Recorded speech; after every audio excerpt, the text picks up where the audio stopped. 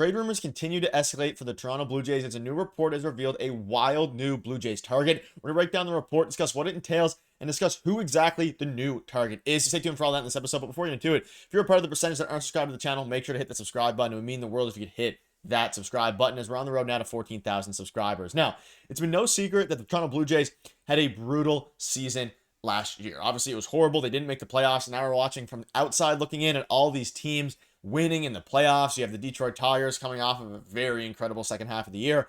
But now Toronto Blue Jays focus has shifted into obviously off-season mode. Now, at this point, we're hoping that they can't make trades or negotiate. They're not going to until the season is over and the playoffs is over.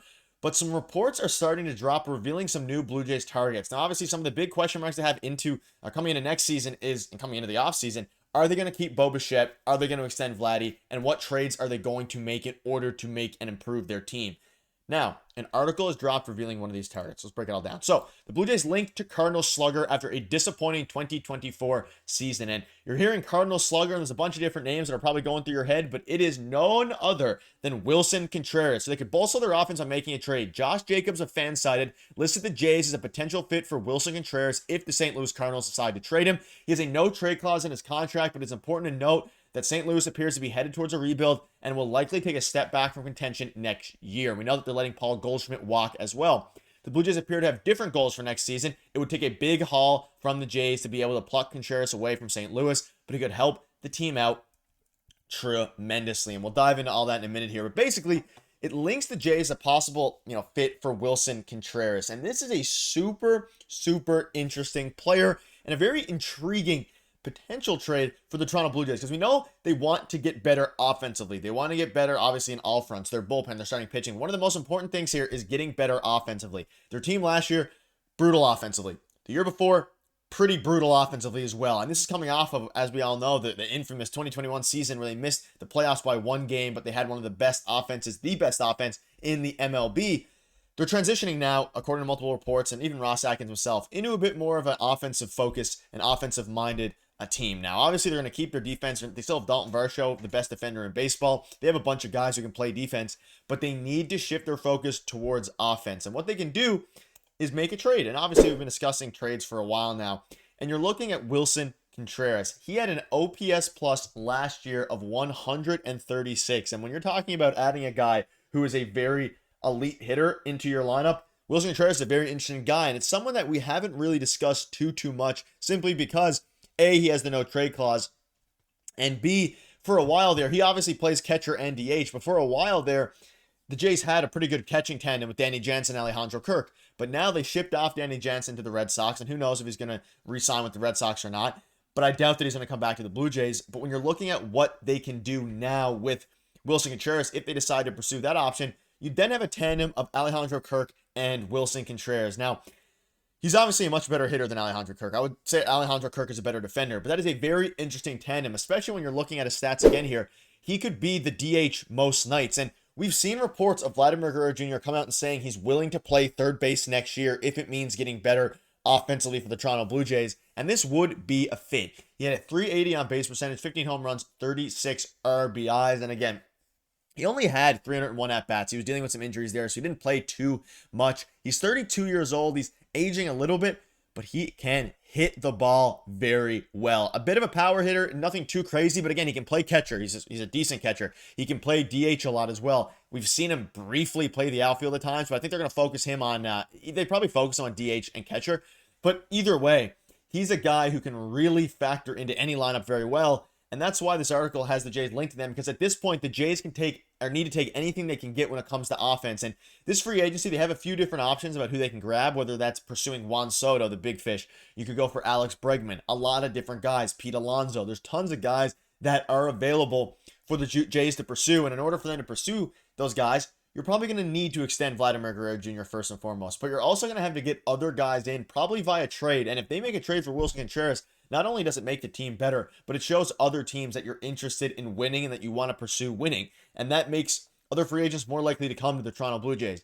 That being said, after all of that and all that spiel, the package they would have to give up in order to get Wilson Contreras might not be something that's super feasible for the Toronto Blue Jays, because we know that the St. Louis Cardinals are in rebuild mode. Wilson Contreras is almost 32 years old. He's not a great defender. He's a very good hitter, not a great defender. DHs a ton. At this point, it'd be rough to give up some of your top prospects, considering they just traded away a lot of their veteran guys in order to get their prospects. You can see here, Bichette, Guerrero, Contreras is spring in the same lineup, but give the Jays a great chance to contend again. He missed a good chunk of the 2024 season, making 2 trips to the injured list. Like I said earlier, he was limited to just 84 games, but when healthy, he was one of St. Louis's most consistent hitters. He had 262 with 15 homers, 36 RBIs, and 848 OPS. If he can remain healthy, he can give the Jays a major offensive boost. And again, Toronto appears to have their sights set on contending next year, so it'll be interesting to see if they can offer St. Louis a compelling package for Contreras. And again, this package would be centered around prospects. You're looking at the Jays prospects, it's still, a bottom 10 prospect pool in all of baseball, bottom 10 farm system. They're ranked between 20 and 25th, according to multiple different ones, Baseball America, MLB Pipeline, all those guys. But the thing is, they obviously bolstered it. You have guys like Jake Bloss, your top prospect, Trey Savage, or Elvis Martinez is coming back from suspension. You have a lot of guys. Ricky Tiedemann is set to be ready in 2026.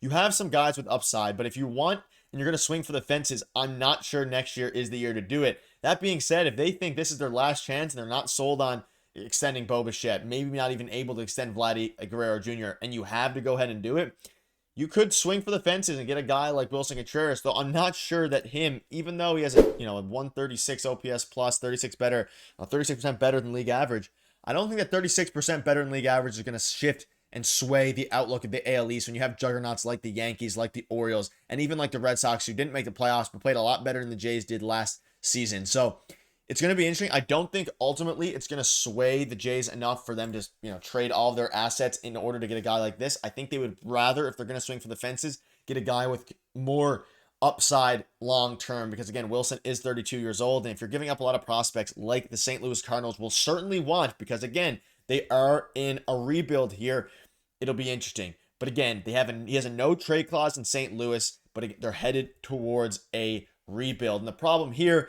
is that if the Jays are a part of the no trade list that he has, we don't know it's not public what it is, then obviously this conversation becomes, null. But it seems that he wants to go win. He's 32 years old. I'm sure he wants to contend for a World Series. And if the Jays come knocking on the door and show that they're competitive and they want to make a push for that World Series, I'm sure Wilson Contreras wouldn't have a problem waiving the no trade clause. But the bigger question is, what will the Jays be able to offer the Cardinals, and do they want to give up some of their prospects? But again, it's Ross Atkins' last chance to make a big swing for the fences here for his tenure in Toronto. So maybe they swing for the fences and grab Wilson Contreras. But that'll wrap it up. Let us know in the comment section down below what your thoughts are on this. Do you think that the Toronto Blue Jays and Ross Atkins will take a big swing for a guy like Wilson Contreras? Or do you think they're better off saving some of their prospects for 2026 and beyond, when a lot of the young guys are coming up and they're looking to compete? Let me know. See you soon.